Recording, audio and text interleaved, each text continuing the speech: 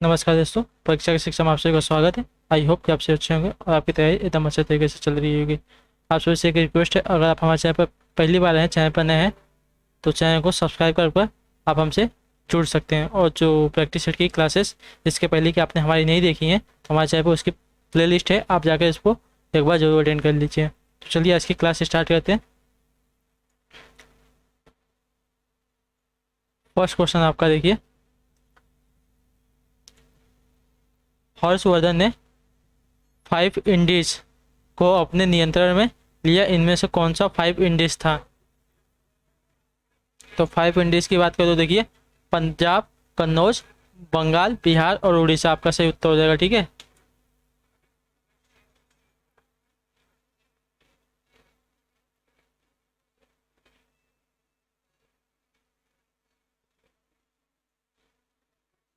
हर्षवर्धन के नियंत्रण में आने वाले 5 इंडीज थे, जैसे कि आपका पंजाब, कन्नौज, बंगाल, बिहार और उड़ीसा। ठीक है, चलिए नेक्स्ट क्वेश्चन देख लेंगे। आपका सेकंड नंबर है, अकबर के नवरत्न के बारे में इनमें से कौन सा सही ढंग से मेल नहीं खाता? ठीक है, तो जो आपका ऑप्शन में यहाँ पे बी दिया गया है, राजा मान सिंह, वो अकबर के वित्त मंत्री थे। आपका सही उत्तर नहीं हो जाएगा। ठीक है, अकबर के नवरत्नों में एक राजा मान सिंह मुगल सेना के सेनापति थे। ठीक है, मुगल सेना के सेनापति थे।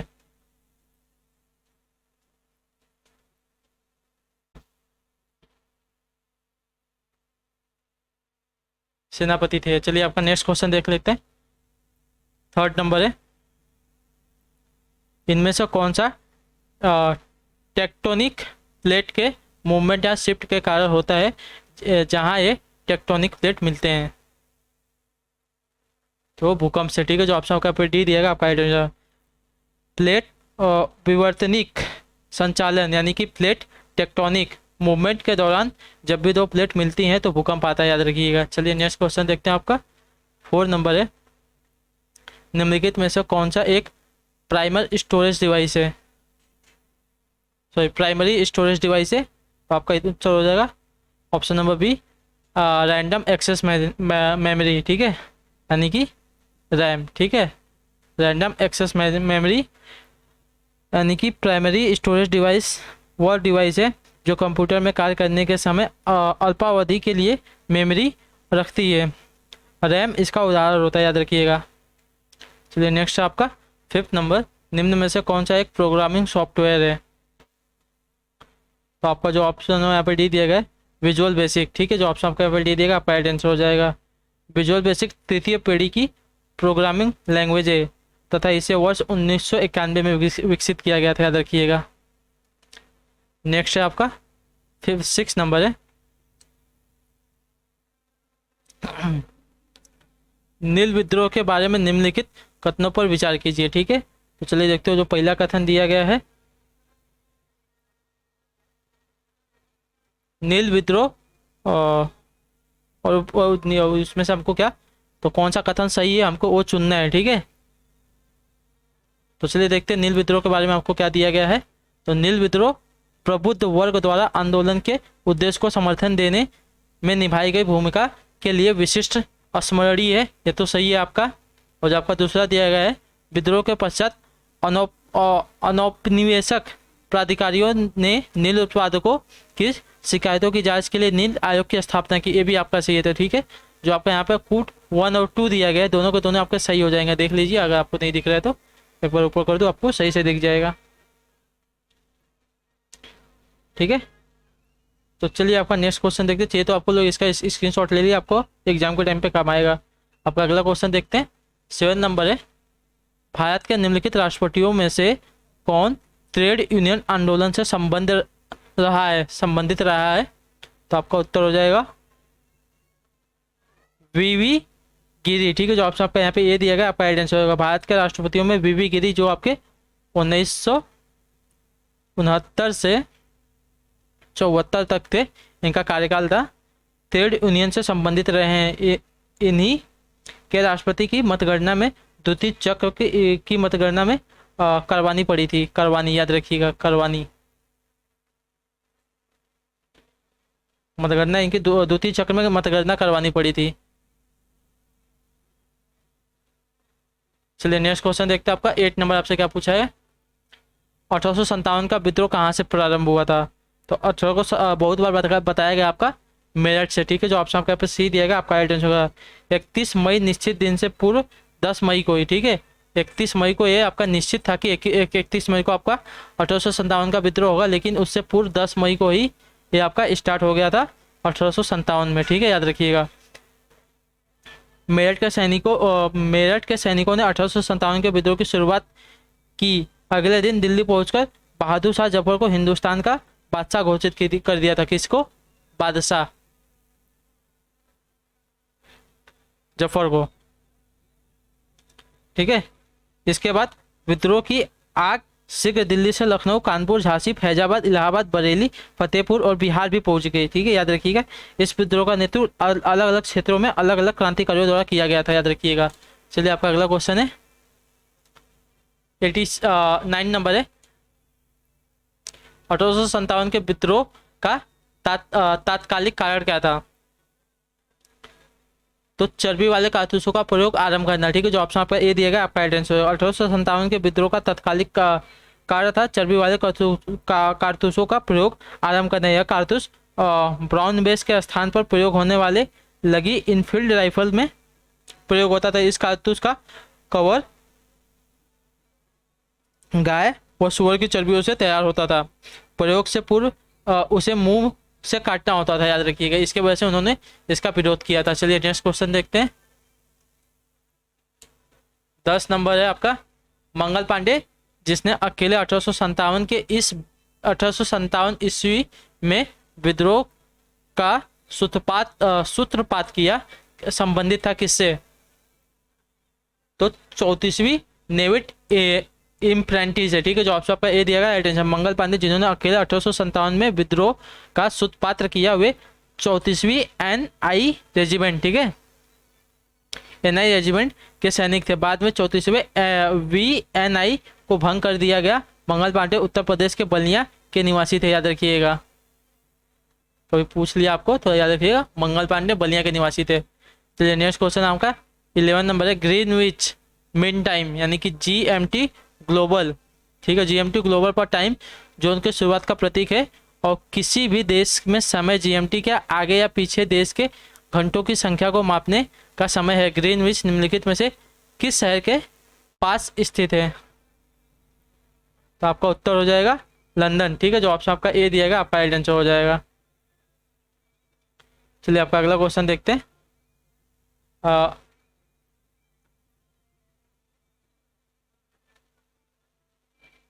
12 नंबर है आपका उकाई बांध भारत के निम्नलिखित में से किस राज्य में है। यह उस राज्य का दूसरा सबसे बड़ा बांध है, ठीक है। तो आपका उत्तर हो जाएगा गुजरात का, ठीक है। जो उकाई बांध है, उकाई बांध भारत की प्रमुख नदी घाटी परियोजनाओं में से एक है। इस परियोजना के अंतर्गत उकाई बांध ताप्ती नदी पर गुजरात के सूरत जिले में बनाया गया है, ठीक है। कौन सी नदी पे पूछ लिया कभी, तो ताप्ती नदी पर, गुजरात के कहाँ, तो सूरत जिले में बनाया गया है, याद रखिएगा। चलिए नेक्स्ट क्वेश्चन देखते हैं आपका 13 नंबर है। निम्नलिखित में से क्या 10 डिग्री चैनल से अलग किए गए हैं। तो अंडमान निकोबार द्वीप समूह, जो ऑप्शन यहाँ पे ए बी दिया गया, आपका राइट आंसर हो जाएगा। और 8 की बात करें तो जो आपका मालदीव है, मालदीव और मिनिकॉय द्वीप, ठीक है, ये आपके कितने, तो 8 डिग्री चैनल से अलग किए गए हैं, ठीक है, 8 डिग्री चैनल से। और आपका 9 डिग्री की बात करें तो लक्षद्वीप और मिनिकॉय, ठीक है, लक्षद्वीप मिनिकॉय के मध्य आपका कितना आता है, यहाँ पे लिख दीजिए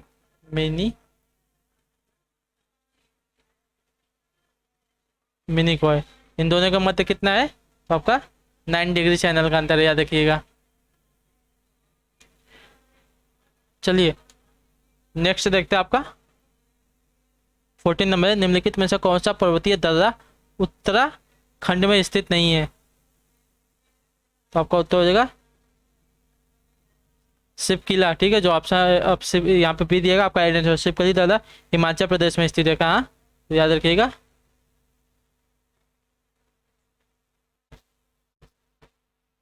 हिमाचल प्रदेश में स्थित है। इसके अलावा आपका हिमाचल प्रदेश में रोहतांग दर्रा भी है, याद रखिएगा, ये भी आपका बहुत इंपॉर्टेंट है। रोहतांग दर्रा भी आपका हिमाचल प्रदेश में स्थित है। और बात कर ले तो एक और है, इसके बारे में ज़्यादा नहीं पूछा, फिर भी लिख लीजिए, बड़ा लाच, ठीक है, बड़ा लाचा जो आपका दर्रा है ये भी आपका हिमाचल प्रदेश में है। और ये बाकी सोच देवदियन, लिपुलेख, नीति दर्रा और मुलिंग ये सभी आपके कहाँ, तो उत्तराखंड में स्थित है। चलिए आपका अगला क्वेश्चन देख लेते हैं। 15 नंबर, एक मिनट,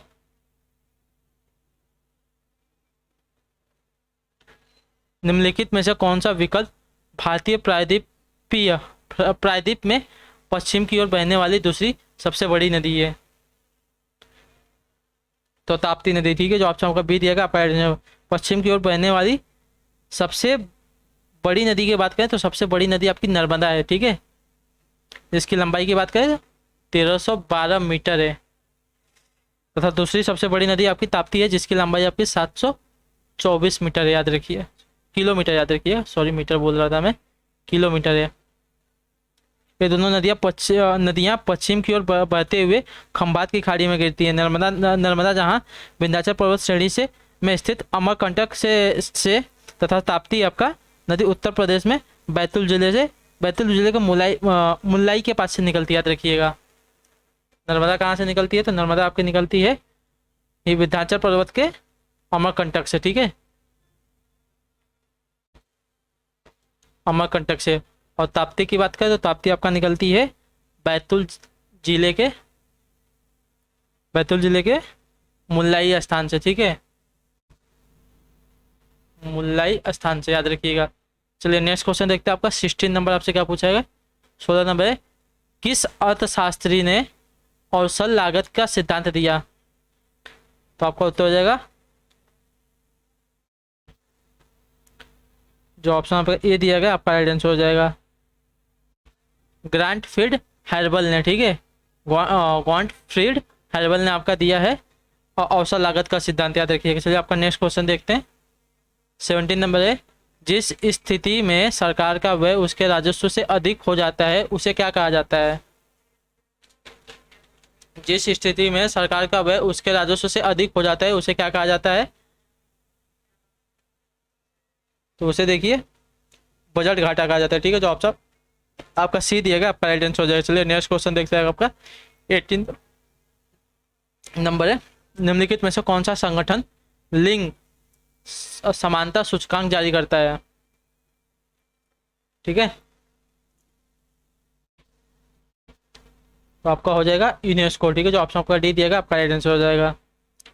अगला क्वेश्चन देखते हैं। 19 नंबर है, किस प्रकार की बाजार व्यवस्था में बाजार अथवा उद्योग पर कुछ ही विक्रेताओं का वर्चस्व होता है?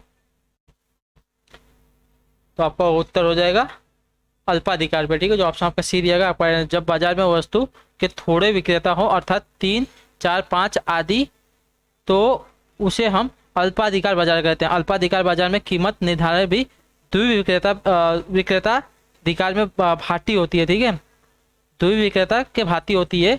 कुछ वस्तुओं के बाजार जैसे सीमेंट, पेट्रोल आदि अल्पाधिकार के उदाहरण हैं। अल्पाधिकार बाजार व्यवस्था में बाजार अथवा उद्योग पर कुछ ही विक्रेताओं का वर्चस्व होता है, याद रखिएगा।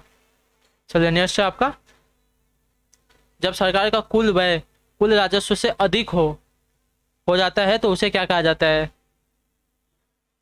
तो उसे राजकोषीय घाटा कहा जाता है। आपको कल वाली क्लास में कराया गया था, याद रखिएगा। नेक्स्ट है आपका 21 नंबर, चलिए देखते हैं। इनमें से कौन सी भारतीय संविधान की एक महत्वपूर्ण विशेषता नहीं है? तो देख लीजिए, यह एक लिखित संविधान है तो सही है, या अनुनय मतलब इसे संशोधित किया जा सकता है, लेकिन यह अन्वय भी है कुछ भागों के रूप में, यानी इसकी मूल संरचना में संशोधन नहीं किया जा सकता है, ये भी आपका सही है। और आपका तीसरा और चौथा ऑप्शन दिया गया है, यह एकल है क्योंकि केंद्र में अधिक शक्तियां हैं, ठीक है, ये भी सही है आपका, लेकिन यह संघीय भी है क्योंकि शक्ति केंद्र और राज्यों के बीच विभाजित है, ये भी आपका सही है। जो आपका ऑप्शन डी दिया गया है, इसे राज्य के राज्यपाल मतलब संसदों और विधायकों के परामर्श से संशोधित किया जा सकता है, ऐसा नहीं है, ठीक है। तो जो ऑप्शन आपका यहाँ पे डी दिया गया आपका राइट आंसर हो जाएगा। संविधान को भाग 20, ठीक है, याद रखिएगा, भाग 20 के अनुच्छेद 368 के द्वारा संशोधित किया जा सकता है, न कि राज्य के राज्यपाल द्वारा, याद रखिएगा। चलिए अगला क्वेश्चन देखते हैं। राज्यसभा के पदेन सभापति कौन है? राज्यसभा के पदेन सभापति से आपकी पूछा है तो उपराष्ट्रपति, ठीक है, जो ऑप्शन आपका सी दिएगा आपका राइट आंसर। चलिए आपका नेक्स्ट क्वेश्चन देख लेते हैं।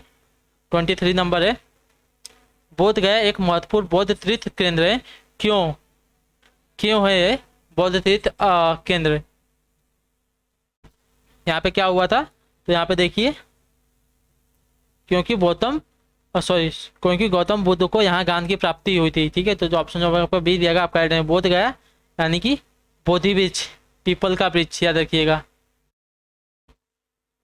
पीपल के वृक्ष के नीचे तथा नीलांजला नदी के किनारे ज्ञान प्राप्त हुआ था। महात्मा बुद्ध ने बौद्ध धर्म की स्थापना की थी, ठीक है। यहाँ पे देख लीजिए, नीलांजना नदी के किनारे।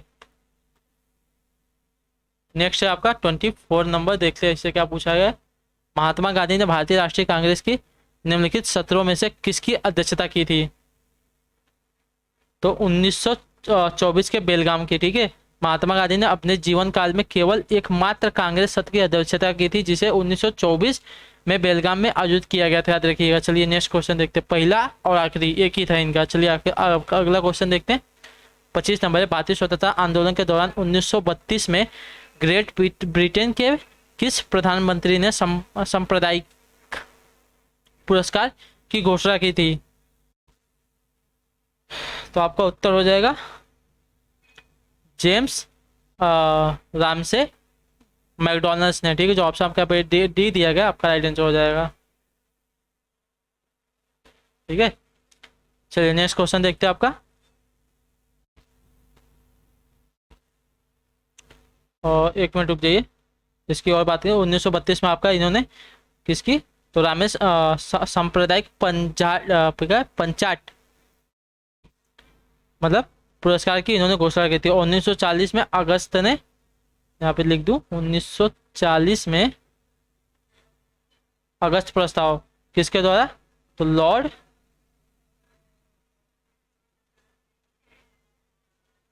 किसके द्वारा? तो यहाँ पे आपका ले हो जाएगा लॉर्ड ली थगो, ठीक है, याद रखिएगा, इनके द्वारा पारित हुआ था। चलिए अगला क्वेश्चन देखते हैं आपका। 26 नंबर। निम्नलिखित में से कौन सी बीमारी परजीवी क्रीम के कारण होती है? तो आपका उत्तर हो जाएगा ऑप्शन नंबर सी, जो दिया गया है आपका राइट आंसर हो जाएगा। क्या है? एस्कारियासिस, ठीक है। इसके द्वारा आपका परजीवी ये जो बीमारी होती है कि ये जो बीमारी है आपकी परजीवी क्रीम के कारण होती है, याद रखिएगा, एस्कारियासिस, याद रखिएगा। चलिए नेक्स्ट क्वेश्चन देखते हैं आपका। 27 नंबर है अभी आपका अगला क्वेश्चन। किस वस्तु पर किया गया कार्य निम्न पर निर्भर नहीं करता? किसी वस्तु पर किया गया कार्य निम्न पर निर्भर नहीं करता। तो किस पर निर्भर नहीं करता? तो अनुगमित पथ पर, ठीक है। जो ऑप्शन आपका सी दिया गया आपका राइट आंसर हो जाएगा। किसी वस्तु पर किया गया कार्य अनुगमित पथ पर निर्भर नहीं करता। चलिए नेक्स्ट क्वेश्चन देख लेते हैं आपका। 28 नंबर आपसे क्या पूछा गया? यदि एक फुटबॉल को लंबवत रूप से ऊपर की ओर फेंक दिया जाता है तो उस पर कार्यरत गुरुत्वाकर्षण बल कैसा होता है? तो यदि एक फुटबॉल को लंबवत रूप से ऊपर की ओर फेंक दिया जाता है तो उस पर कार्यरत गुरुत्वाकर्षण बल गेंद की गति की दिशा में विपरीत होती है, ठीक है। जो ऑप्शन आपका यहाँ पे ये दिया गया आपका राइट आंसर हो जाएगा। चलिए आपका अगला क्वेश्चन है। 29 नंबर है।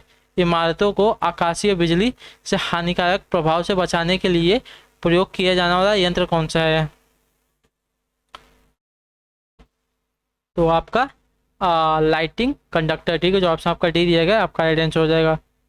पवनों को त्वरित यानी कि बिजली से सीधे आघात से बचाने के लिए बेंजामिन फ्रैंकलिन द्वारा विकसित लाइनिंग कंडक्टर यानी कि व्यवस्था सर्वाधिक श्रेष्ठ लोहे की एक छड़ जिसका ऊपरी सिरा भाले की भांति नुकीला होता है और भवन के काफ़ी ऊपर तक निकला रहता है। भवन के पार्श्व से होता हुआ भूमि के अंदर काफ़ी गहराई तक गड़ा रहता है। निचला सीमा भूमि में तांबे की एक पट्टिका से लगा होता है। यह तड़ित यानी कि जो बिजली होती है दंड बादल में विद्यमान तड़ित के लिए न्यूनतम प्रतिरोध का मार्ग ही नहीं प्रशस्त करता है। प्रत्युष्ट यह भवन पर उत्पन्न प्रेरित विद्युदांशों को तत्काल पृथ्वी के अंदर पहुंचा देता है, याद रखिएगा। चलिए आपका अगला क्वेश्चन है 30 नंबर आपका, नासा द्वारा अंतरिक्ष शटल में इस्तेमाल किया जाने वाला ईंधन निम्न में से कौन सा होता है?